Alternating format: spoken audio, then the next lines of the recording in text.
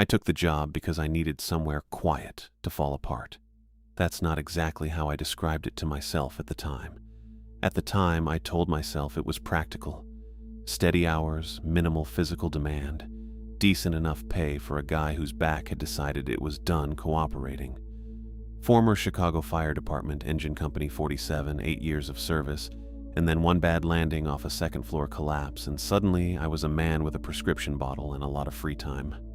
The department was good about it, mostly. Paperwork, a handshake, a card signed by the guys. I moved my stuff into a storage unit in Pilsen and drove west until Idaho sounded far enough away. Orofino is small. Not charming small, just small. A hardware store, a diner on Main Street that only plays 80s rock, a gas station, a few hundred people who already know each other. I rented a room above a laundromat on 3rd Street and found the job listing on a corkboard outside the post office. Handwritten card, slightly damp. Park Timber Mill, night security, call Tommy. I called Tommy. The drive out to the mill was about 9 miles from town, following a 2-lane road that got narrower and less maintained the further you went. The Clearwater National Forest came right up to the edge of the road on both sides after the first few miles. Big pines, thick and close together, dark even in the afternoon. The kind of trees that don't let much light through. I'd grown up in Chicago. I was used to trees being decorative. These felt like something else. I kept my eyes on the road. The mill sat at the end of a gravel access road, backed against the tree line like it had been pushed there. First thing I noticed was the size of it, way bigger than I expected, sprawling. A main structure with a corrugated metal roof, 2 long, open-sided sheds stacked with cedar planks, a boiler building off to the left, and a chain-link fence around the whole perimeter with a rolling gate at the front. The gate had a spotlight mounted on a post beside it. I noticed the spotlight was aimed at the tree line, not the road. I figured that was just how it had been left. Everything smelled like resin and rot. Not bad exactly, just heavy. The kind of smell that gets into your clothes. Cedar and rust and something damp underneath it all. I parked by the gate and got out. The industrial saws inside the main building were old. Big circular blades, some of them pitted with rust along the teeth, mounted on frames that looked like they'd been there since the 40s. A few of them were missing guards. The kind of thing a Chicago OSHA inspector would have a full day with. Tommy Park met me at the gate. He was tall, angular, the kind of lean that looks permanent rather than healthy. Silver hair combed straight back, pale gray eyes, a long face with not much going on in it.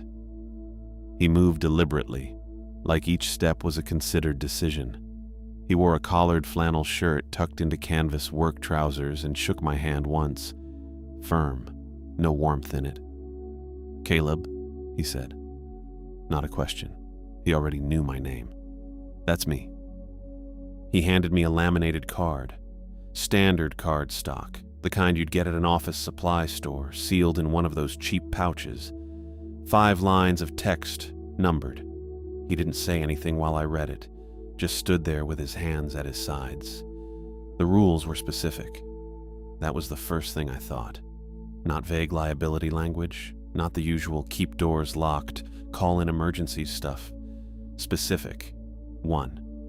Keep the gate spotlight aimed at the tree line, not the road. 2. If the air smells like burnt hair, kill all interior lights for 10 minutes. 3. Never answer the phone after 4 rings. 4. If someone stands on a lumber pile, do not look at their feet. 5. If the emergency siren sounds without a fire, stay in the booth and open the door for no one. I read it twice. Then I looked at Tommy. "Insurance," he said. "Family's been running this mill for 100 years. Some of these go back that far. We keep them because we keep them." He said it the way you'd explain why the break room coffee was always burnt, just the way it was. "Any questions?" I had a few. I didn't ask any of them. I figured I'd think about it later and probably forget about it. "Booth's by the gate," he said. "Phone's in there. Emergency kits under the sink. Luis Herrera does the boiler checks each night. You'll see him come through around midnight. He's been here 30 years. He knows the building. He paused. Follow the rules. Then he walked to his truck and left. I stood there in the gravel with the laminated card in my hand and the smell of cedar and rot in my nose and the tree line sitting about 40 feet past the fence. The spotlight on the gatepost was still aimed at the trees. I left it that way. The booth was a prefab metal box, maybe 8 by 10, with a space heater, a folding chair, a desk bolted to the wall, and a window that looked out at the gate and the yard. There was a phone on the desk, black, corded, an emergency kit under the sink, like Tommy said. First aid stuff, a flare gun, 2 flares, a gallon jug of industrial degreaser someone had stored there for reasons I didn't investigate. I brought a thermos of coffee from the gas station and a paperback I'd bought at a Goodwill in Coeur d'Alene. A Lee Child novel, I think. I'd already read it once. The first night was nothing. The second night was nothing. The whole first week was nothing.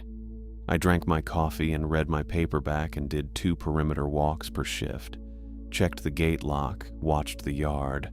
The saws sat still in the dark. The cedar stacks didn't move. The phone rang twice in 7 nights, both times before 4 rings, both times wrong numbers. I followed the rules the way you follow any workplace procedure when nothing has gone wrong yet, automatically, without much thought. The only thing that broke up the quiet was Luis. He came through around midnight every night, like Tommy said. Coveralls, steel-toed boots, a flashlight clipped to his belt even when the yard lights were on. He was barrel-chested and moved slow, not because he was tired, but because he was paying attention. Every time he crossed the yard, he had his nose tilted up a little, like he was checking the air. I noticed it the second night.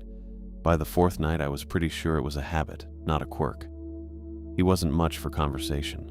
Neither was I, honestly. We'd exchange maybe 10 words a night. He'd stop at the booth window, I'd slide it open, he'd say something like, "Boilers are good," or "Wind's coming from the east tonight." I'd nod. He'd move on. That was usually it. On the 5th night, he stopped a little longer. "You read the card?" he said. "Yeah." He nodded once, slow. "Follow it." Tommy said it was for insurance. Luis looked at me for a second. Not hostile, just flat. "It's not for insurance." I waited for the rest of that. He didn't offer any. "What's it for?" I said. He looked out at the tree line. The spotlight caught the first row of pines and stopped there, everything behind them completely dark. He stood there for a moment with his nose tilted up, checking whatever he was always checking. "Every other business in this valley burned down at some point," he said. "Sawmill up near Pierce, gone. 2 operations over toward Kamaya, gone. This one's been standing 100 years. He looked back at me. "Follow the card." He walked off toward the boiler building. I thought about that for a while. Then I poured more coffee and found my page in the Lee Child novel and let the week finish itself out. Small town, old mill, local guy with local superstitions. I'd worked with firefighters who knocked on wood before every shift. People had their things. It didn't mean anything. That's what I told myself. The rules still felt like procedure. The week still felt like nothing. I had no reason yet to think either of those things was wrong. The 8th night, I was reading a paperback thriller I'd already read twice before. I'd found it in the break room, someone's forgotten copy with a cracked spine and coffee stains on the last 50 pages. Didn't matter. I knew how it ended. It was something to do with my hands. The booth smelled like old coffee and whatever industrial solvent the cleaning crew used on the floors. I'd gotten used to that. The spotlight sat on the tree line the way it always did. That first row of pines lit up pale and still. Everything behind them just a wall of black. Wind was low. The yard was quiet. Nothing on the monitors but empty lumber stacks and the dark shape of the boiler building across the gravel. That's when the smell hit. It came in fast, which surprised me. Not a slow drift, not something building from outside. It was just suddenly there, filling the booth in maybe 3 seconds. Burnt hair, thick and oily, the way it gets when a fire catches something biological, something with protein in it. I'd smelled it before. Structure fires, mostly. The kind of calls where you knew what you were walking into before you got through the door.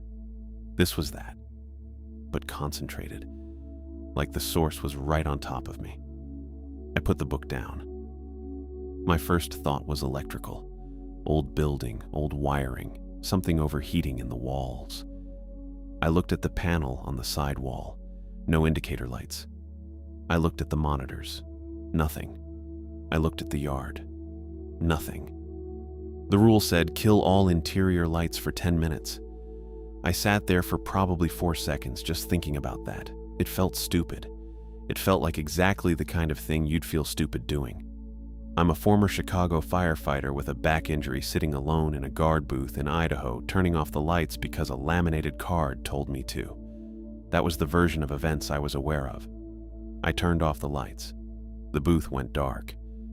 Not completely. The spotlight was still running outside, and some of that came back through the glass, enough to see the shape of the desk and my own hands. I left the monitors on. Their glow was faint and blue, and I figured that didn't count as interior lights. I didn't actually know if it counted. The card didn't specify. I left them on. I sat still and watched the yard.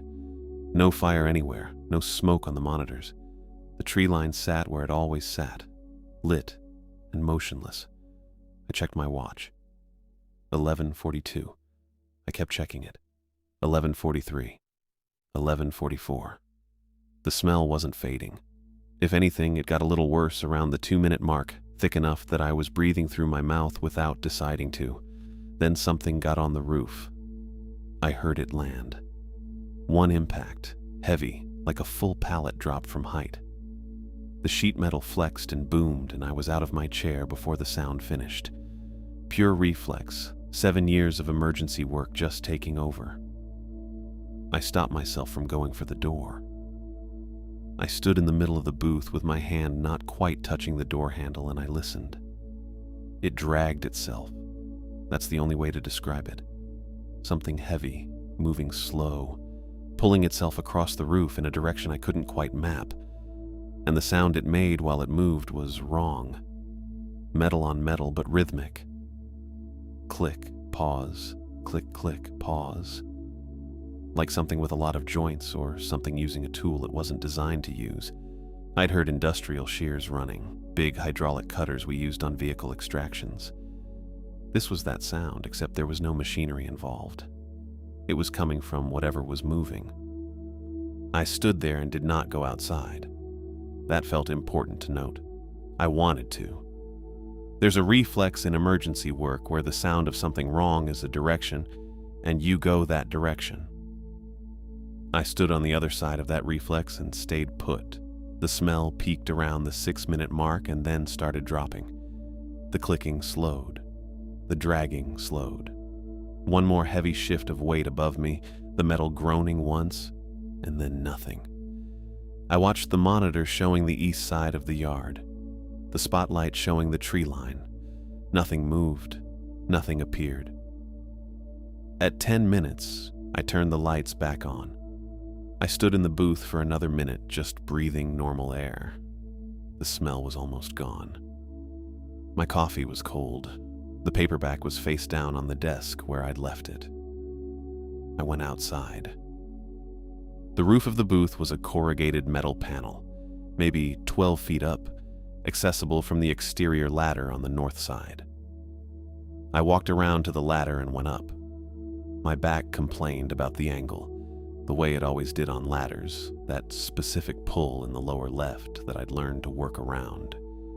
I got to the top and looked. There was a dent, not a small one. It ran about 4 feet across the center of the panel, deep enough that the metal had split in 2 places along the crease. Whatever made it had pressed down from above with a lot of weight concentrated in a small area. The edges of the dent had these narrow marks in them, parallel lines spaced about 2 inches apart, running along the crease. I crouched and looked at them for a while. I didn't know what made marks like that. I still don't. I climbed back down. I needed to talk to Luis. That was the whole thought. I needed to find Luis Herrera and stand in front of him and say what I'd just seen and hear what he said back. That was it. Just that. I walked across the gravel to the boiler building. The lights were on inside. I could see them under the door. I knocked. Nothing. I knocked again, harder. Luis. Nothing. I tried the handle. Locked. Not the padlock on the outside hasp. That was open, hanging loose. The interior lock. Locked from inside. I put my ear to the door. I could hear the boilers doing what boilers do, that low pressurized hum. Nothing else. I knocked one more time and said his name one more time, and then I stood there in the gravel with my hand still raised and thought about that. Luis was in there, or Luis had locked it from the inside and left through some other exit I didn't know about, or something else was in there that had locked it. I didn't love any of those options equally. I walked back to the booth. I sat down. I looked at the monitors. I looked at the tree line. I looked at the dent I could no longer see from inside, but knew was there. I thought about Luis saying the mill hadn't burned like every other business in the valley. I thought about the way he checked the air when the wind shifted, that specific tilt of his head, the way he always knew before I did when something was different. He wasn't telling folklore. I was pretty sure of that now. I didn't pick the book back up. I left the coffee where it was. I pulled my chair closer to the window and I watched the tree line for the rest of the shift, every hour of it, and the spotlight held on those first pale pines, and I did not look away from them for long. The next shift started normal. That was the thing. Clock in, check the monitors, pour the coffee, do the walk. Nothing on the cameras, nothing at the tree line. The dent in the roof was there if I stood outside and looked up, which I did once and then didn't do again. I came back inside and sat down, and that was when I noticed the logbook. It was wedged under the desk. Not hidden exactly. More like it had been pushed back there and forgotten, or pushed back there on purpose and left for someone who'd eventually go looking. The cover was brown leather, cracked along the spine, with no label on the front. I pulled it out and set it on the desk. It was heavy for its size. I opened it. The first page had a name and a start date. Ronald Salinas. The date was a little over 5 years ago. I knew that name. I was pretty sure I knew that name. I'd seen it somewhere on the drive into Orofino, on one of those small granite markers set back from the road in that old cemetery off Route 12, the one with the iron fence. I wasn't certain. I'd only glanced, but it stuck with me now in a way it hadn't then. The early entries were normal. Shift logs, times, temperatures, equipment checks. Ronald wrote in small, even print that was easy to read. Boilers at normal pressure. Gate secured. No incidents. The kind of notes you write when you're doing a job and nothing is happening and you want a record that proves you were there. I'd written the same kind of notes in my first week. Probably would have kept writing them if the 8th night hadn't gone the way it did. I kept reading. Around the 3rd week of his entries, something shifted. The handwriting got a little tighter. The observations got more specific. He started noting things like wind direction, whether the spotlight had moved, whether the boiler room door was warm when he touched it. Small things. The kind of things you only start tracking when something has already made you nervous and you're trying to figure out what it was. Then, about 6 weeks in, he wrote, "Asked Tommy about the rules today. He said insurance. I don't think it's insurance." That was it, one line. Then the next entry went back to boiler readings. But after that, the notes changed. He started writing more at night, mid-shift, in the margins and on the backs of pages. The print got looser. Some words were underlined twice. He'd started doing research, I think. because there were references to things I didn't recognize. Names, dates, something he kept calling the agreement. He wrote, "Park family, 1887. The mill should have burned. Every mill in this valley burned. This one didn't." I already knew that part. Lewis had told me the same thing, more or less. But Ronald had gone further. He'd found something. I wasn't sure how. He didn't explain where the information came from, just wrote it down like he was getting it out of his head before he lost it. The gist of it was this. The Park family had made some kind of arrangement with whatever lived in the Clearwater forest. Old arrangement, pre-electricity, pre-telephone, pre-most things. The forest got a residence. The mill, sitting right at its edge, open and operational, a permanent presence on its border. And periodically, the forest got an offering. In exchange, the mill didn't burn. The timber stayed good. The equipment held. The business survived every fire season that took everything else in the valley. Ronald called it the Pact of the Wood. His words, not mine. I'm not great at naming things like that, but he seemed to have thought about it. The middle section of the logbook was hard to read. Not the handwriting, just the content. He'd started figuring out the shape of it, the timing, and he was scared. You could tell. He wasn't writing like someone documenting events anymore. He was writing like someone trying to think their way out of something while they still could. Sentences ran long. He'd start a thought, and then interrupt it with something else, and then come back. The rules aren't protection, they're management. They keep you in place. They keep you cooperative. The spotlight isn't keeping anything out, it's... And then that entry just stopped. I turned the page. The last third of the logbook was different. Shorter entries, more space between them, like he was conserving something, energy or paper or both. The handwriting was still legible, but it had a quality to it I recognized from incident reports I'd read after bad calls.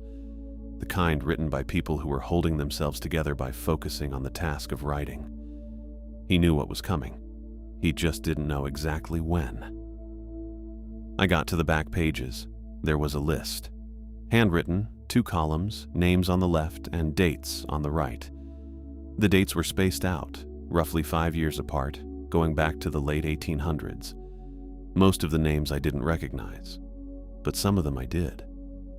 Not from knowing the people, just from that cemetery off Route 12. Harold Brandt, Cecilia Moore, Frank Okafor. I'd driven past those markers twice now, and they'd registered the way names do when you're not paying attention, but your brain files them anyway. They were on the list. Every one of them had a date next to their name and a line drawn through it. The list went down the page. I counted. Didn't want to, but I did. 22 names, 22 crossed out. Then at the bottom, 2 names without lines through them. Ronald Salinas. His name was there, no line yet when he'd written the list, but someone had drawn through it since. The ink was different, darker, added later. And below Ronald's name, in the same small print as the rest of the list, was mine, Caleb Sanchez. No line through it. I sat with that for a minute. The logbook was open on the desk, and I was looking at my own name at the bottom of a list of dead people. And I was trying to think about it practically, which is what I do when something is too large to look at directly. I'm a firefighter. Was a firefighter. You don't stand in front of a structure fire and feel your feelings about it. You assess, you prioritize, you move. So I was trying to do that. I was trying to think about what the information meant, and what it required, and what the next step was. But I kept coming back to Tommy handing me that laminated card. That flat tone, that slow drawl, family tradition, century-old insurance purposes. The way he hadn't blinked. The way he'd answered every question I had before I asked it, because he'd done this before. Because there was a list, and he'd worked through it, and I was just the next item on it. Lewis, too. The way Lewis moved through the mill like someone who knew where not to step. The way he checked the air. The way he told me the rules weren't about insurance without telling me what they actually were. Whether that made him complicit or just trapped in the same machinery, I didn't know. I hadn't decided. I looked at the date next to my name. There wasn't one yet, just the name, waiting. I closed the logbook and put it on the desk in front of me and looked at the window. The spotlight was on the tree line. The pines sat pale and still at the edge of the dark.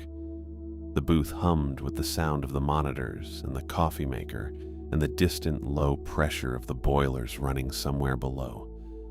I had a lot of night left. The phone rang at 3 in the morning. I know it was 3 because I'd just looked at my watch. 3 exactly, like it had been waiting for the minute to tick over. The phone was a landline, one of those old wall-mounted units with a coiled cord, the kind that belongs in a break room from 1987.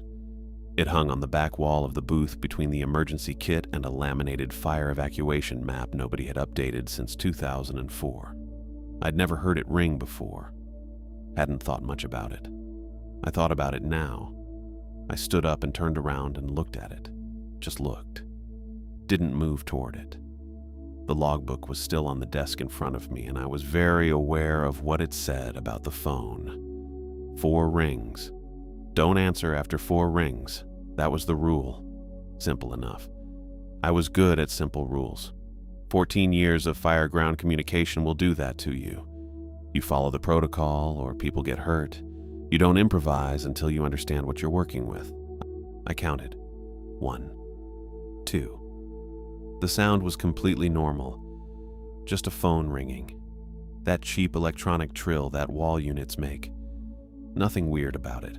I almost picked it up on instinct, the way you do when you've spent years taking emergency calls.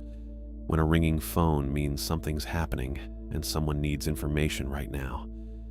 My hand actually moved a little. I caught it. 3. I pulled my hand back and held it at my side. 4. I waited. The phone kept ringing. I'd expected silence. I don't know why, exactly. I think I just assumed the rule implied that whatever was calling would give up after 4 rings. That the 4-ring limit was the window, and if you didn't answer, you'd closed it. That was the logic I'd applied to it. Practical logic, reasonable logic. The phone kept ringing anyway. 5, 6, 7. I stopped counting out loud in my head and just stood there listening to it. The monitors on the desk hummed. The coffee maker clicked. The boilers pushed their low, steady pressure through the walls. And underneath all of it, the phone rang and rang and rang. Then it started changing. It was gradual enough that I almost talked myself out of noticing it. The pitch shifted first, just slightly, the way a recording sounds when the tape is running a little slow. Then the rhythm stretched. The gaps between rings got longer, and the rings themselves got longer, and by the time I registered what was happening, the sound had moved away from anything a phone makes, and into something else entirely. It was a woman, screaming, not like a horror movie, not theatrical. It was the specific sound of someone in real pain who has been making that sound for a long time, and doesn't have much left. I'd heard it twice in my career. Once at a house fire on the north side, 2nd floor. Once at a car accident on the Eisenhower. Both times it had meant something was very wrong and I needed to move immediately. I didn't move. I stood there, and I held the rule in my head. Don't answer after 4 rings. And I held it hard because every instinct I had from 14 years of emergency work was screaming at me to pick up that phone and find out where she was and what was happening. That's the thing nobody tells you about conditioning. It doesn't go away just because the context changes. It just fires whether you want it to or not. The screaming filled the booth for 10 minutes. I know it was 10 minutes because I watched the clock on the monitor. I didn't look away from it. I needed something to anchor to, and the clock was the most neutral thing in the room. The second hand moved. I watched it move. The screaming went on. I looked out the window. There was a figure standing on top of the cedar stacks. The cedar stacks were maybe 40 yards out, tall enough that the top of them was level with the 2nd floor catwalk. Whatever was standing up there was standing very still. I could see it clearly because the spotlight was on the tree line, and the ambient light from it caught the yard in that flat gray way security lighting does. Enough to see shapes, not enough to see detail. But I could see the shape. I could see the proportions. It was Tommy Park. Or it was wearing Tommy Park's face, which is a distinction I want to be precise about. The height was right. The lean, angular build was right. The long arms were right. But the arms were too long. Not a little too long. Wrong. They hung past the knees, and the way they moved when the figure shifted its weight was not how arms move. The elbows bent in the wrong direction. Not backward exactly, more like the joint was in a different place than it should be. And when it moved, the whole arm moved in sections, like something assembled rather than grown. It started coming down the stack. I want to say it climbed down. That's not quite right. It descended in these short, jerking drops, each movement separate from the last. No flow between them, like watching a video file that keeps skipping frames. Down a foot, pause. Down another foot, pause.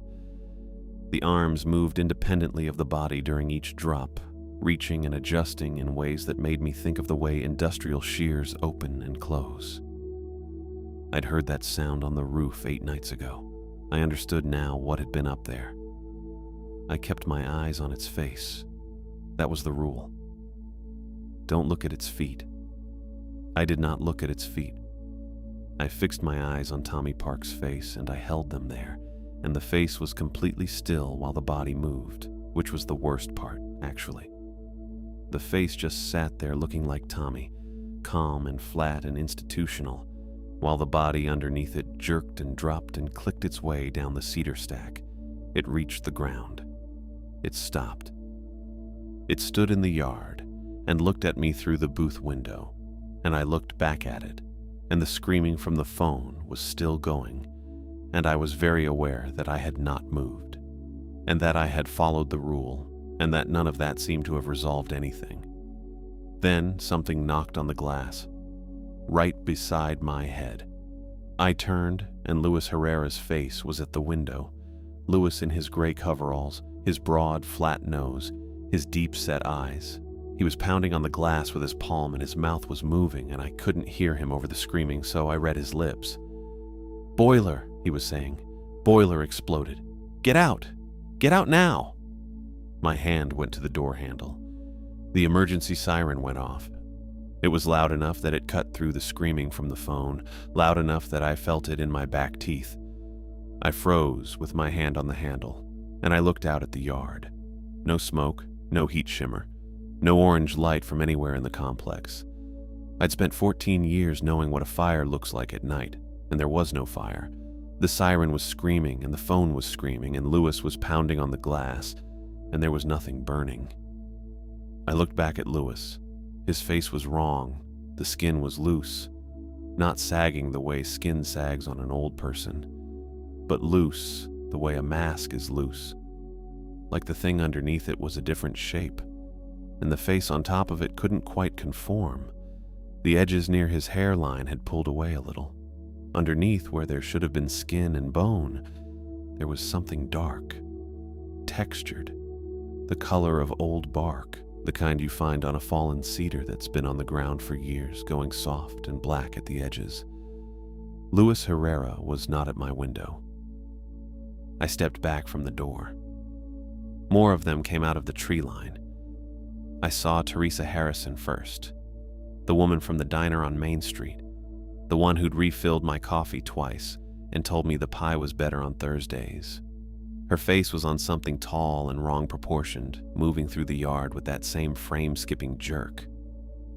Behind her, the gas station kid. Patrick, I thought his name was. Dirty blonde hair, light blue eyes, the face of someone completely forgettable until you see it on something that isn't him. They came to the booth, all of them. They surrounded it on 3 sides, and they pressed their faces close to the glass, and they tapped on it with their fingers. The fingers tapered at the tips into something pale and pointed. Not nails, wood. Pale wood, like freshly cut cedar, smooth and dry. The siren kept going. The phone kept going. The faces pressed against every window of the booth, watching me with expressions that didn't move. And I stood in the middle of it, with my back to the desk and the logbook behind me, and my hand no longer on the door. The thing that hit me wasn't fear. It was something more like math. I stood there with my back to the desk and the faces at every window, and I just started adding things up. The spotlight rule. Keep it on the tree line, not the road. Tommy had explained that one like it was about insurance liability, about deterring trespassers from the forest side.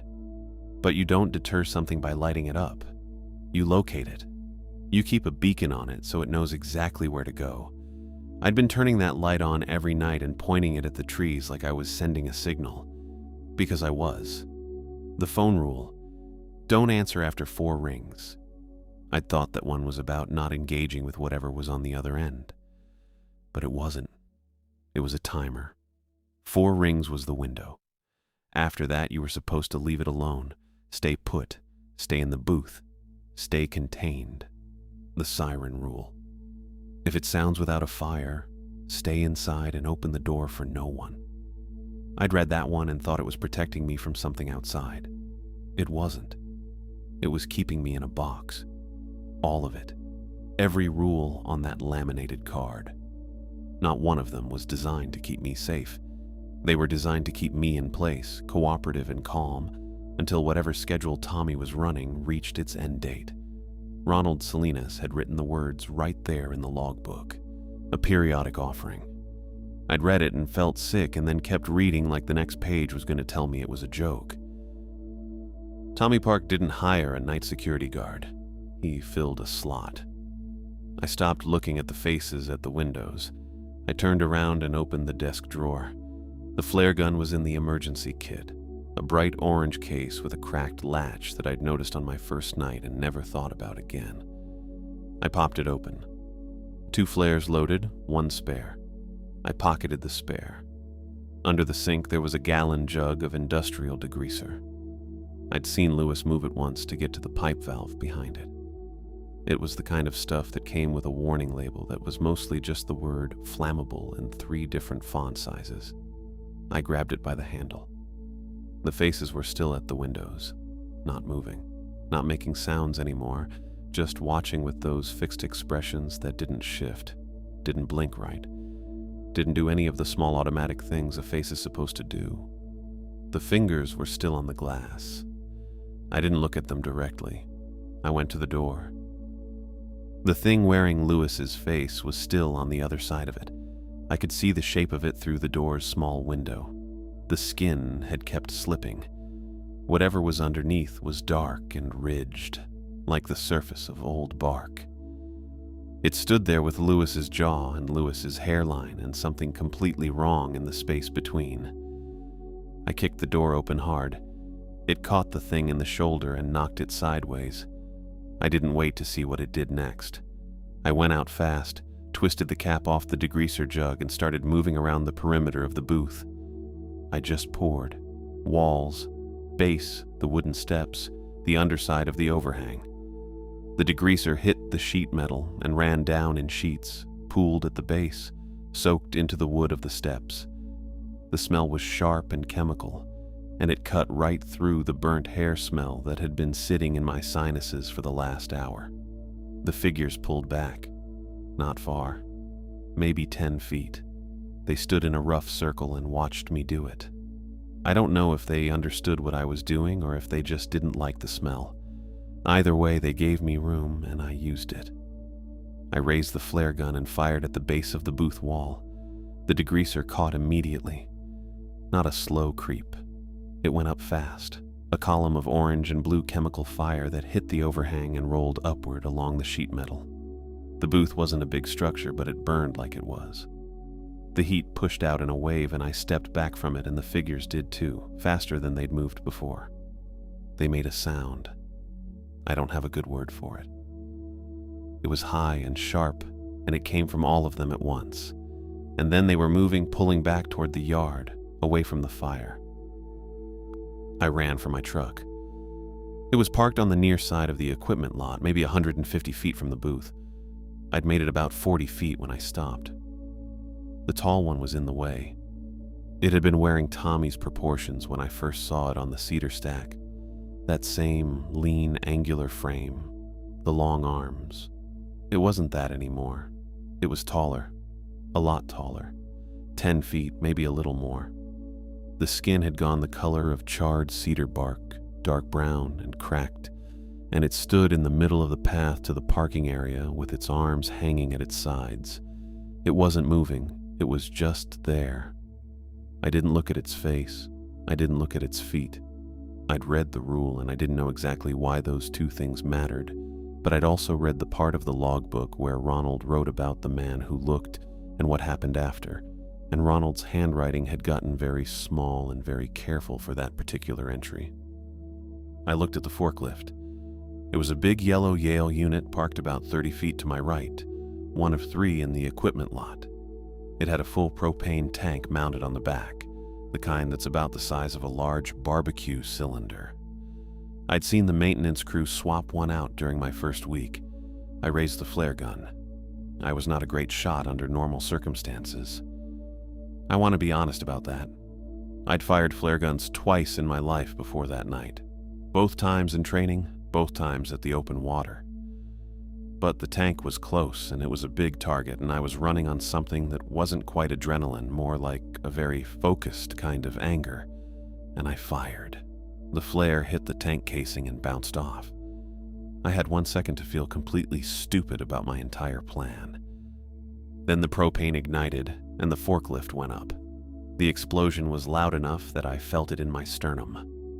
A wall of fire rolled sideways off the forklift and hit the nearest lumber stack, a row of fresh-cut cedar about 15 feet high, bone-dry, stacked tight. Cedar burns fast. Anybody who's done wildland work knows that. It went from a lumber stack to a solid wall of fire in about 30 seconds, and the fire moved down the row and jumped to the next stack and kept going. The tall figure in my path made the same sharp sound the others had made, but bigger, and it moved. Not toward me. Away, toward the tree line. It moved fast for something that size, lurching and wrong-angled, and it went into the dark between the pines and it was gone. I ran for my truck. The fire was spreading through the stacks in both directions. I could feel the heat on the back of my neck. I got to the truck, got the door open, got the key in the ignition. The engine turned over on the first try, which I was genuinely grateful for because I don't know what my backup plan was. I looked at the yard once through the windshield. The booth was fully involved, just a burning frame at this point. The lumber stacks were going stack by stack, a long line of fire moving toward the main structure of the mill. The figures from the tree line were gone. Every face I'd seen at the windows, Teresa Harrison, Patrick from the gas station, the thing wearing Lewis, all of it had pulled back into the Clearwater forest.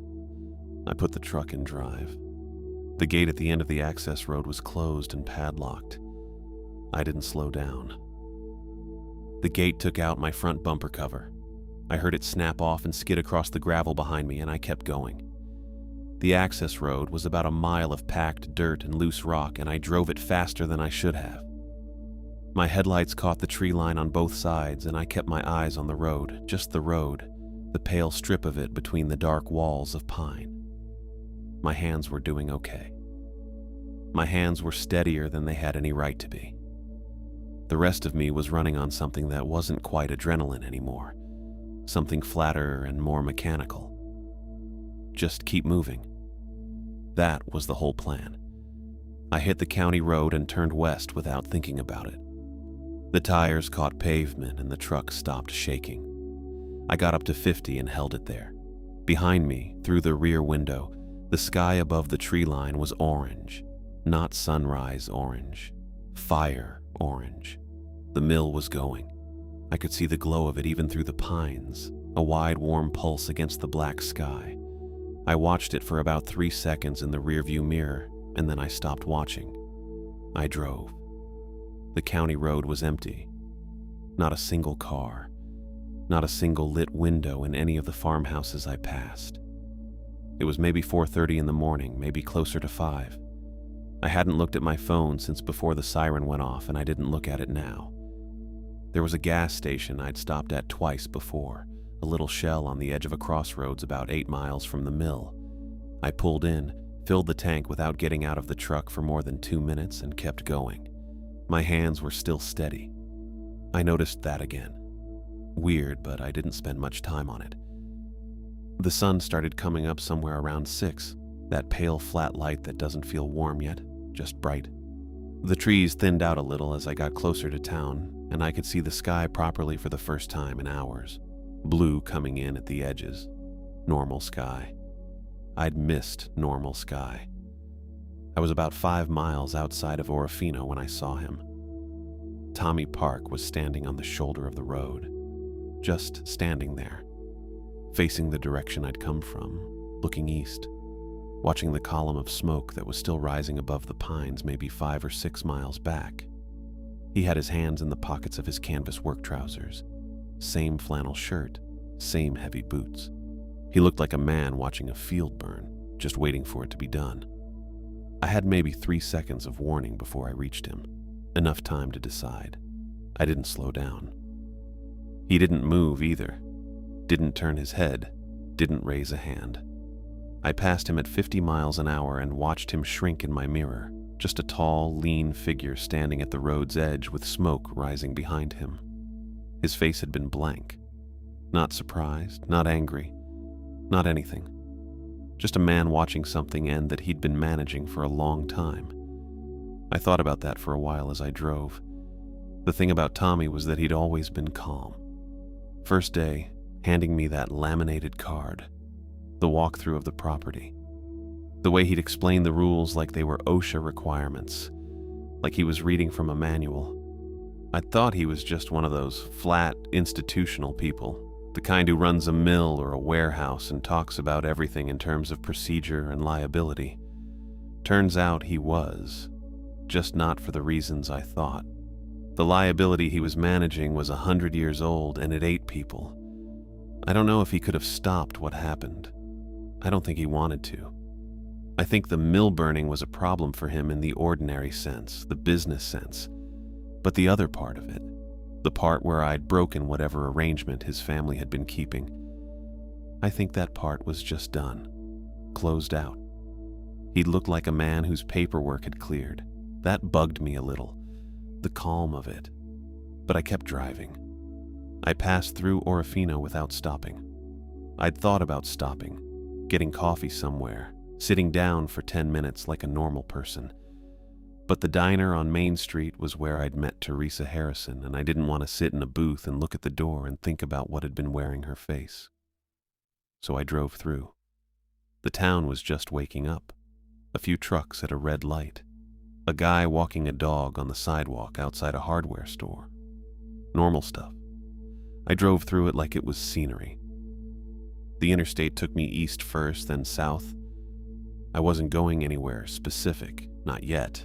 I just needed the highway. I needed lanes and mile markers and the sound of other cars. I put the radio on and got a country station out of Lewiston and left it there even though I don't really like country music. It was fine. It was noise. I drove through most of the day. I stopped twice, once for gas, and once because my back had locked up enough that I needed to stand outside for a few minutes and stretch against the side of the truck like an old man. The back injury had been with me since the collapse in Chicago, 18 months before Orofino, and it didn't care about context. It just hurt when it hurt. I stood there in a rest area somewhere in Montana, pressing my knuckles into the muscles above my hip, watching semis go by on the interstate, and I thought about the logbook. Ronald Salinas. The names crossed out at 5-year intervals. I thought about how ordinary his early entries had been, same as mine. Just a guy doing a quiet job, reading paperbacks, drinking bad coffee. I got back in the truck. I called my sister from a gas station in Billings. She picked up on the second ring, which surprised me. It was late afternoon by then. I told her I was coming back to Chicago. She asked why. I said the job hadn't worked out. She asked if I was okay. I said, yeah, I'm okay. She was quiet for a second, and then she said, okay, the couch is yours until you find a place. I said thanks. That was the whole conversation. It was enough. I got to Chicago 11 days later. I didn't drive straight through. I stopped in small motels and slept in chunks and ate at diners and gas stations and tried to let the miles do what miles are supposed to do, which is put distance between you and the thing behind you. It worked okay. Not completely, but okay. Chicago in November is gray and cold, and the wind off the lake cuts right through whatever you're wearing. I'd forgotten that. I stood outside my sister's apartment building on Kedzie with my duffel bag and looked at the street, at the parked cars and the bare trees in the median and the L tracks running overhead, and I thought, yeah, this is fine. The trees on Kedzie are ornamental. They don't go anywhere. They're just trees. I found a place of my own by February. A second-floor apartment on the north side, 3 blocks from a hardware store and a laundromat. I got a job doing safety inspections for a commercial property management company, which sounds boring and is, and I was genuinely happy about that. Daytime hours, office buildings. The most dangerous thing I encountered in the first month was a fire extinguisher that needed recertification. I still have the logbook. I don't know why I kept it. I grabbed it off the desk sometime during the chaos, and it ended up in my duffel bag, and I never threw it out. It's in a box in my closet right now, under some old gear from my firefighting days. I haven't opened it since I left Idaho. I probably won't, but I haven't thrown it out either. There's a highway outside the city, I-90 going east, where the road cuts through a long stretch of woods somewhere past Indiana. At night, your headlights hit the tree line on both sides, and for about 2 miles, it's just dark pines pressing up against the shoulder. I've driven that stretch maybe a dozen times since I got back. I keep my eyes straight ahead. I know the route by heart,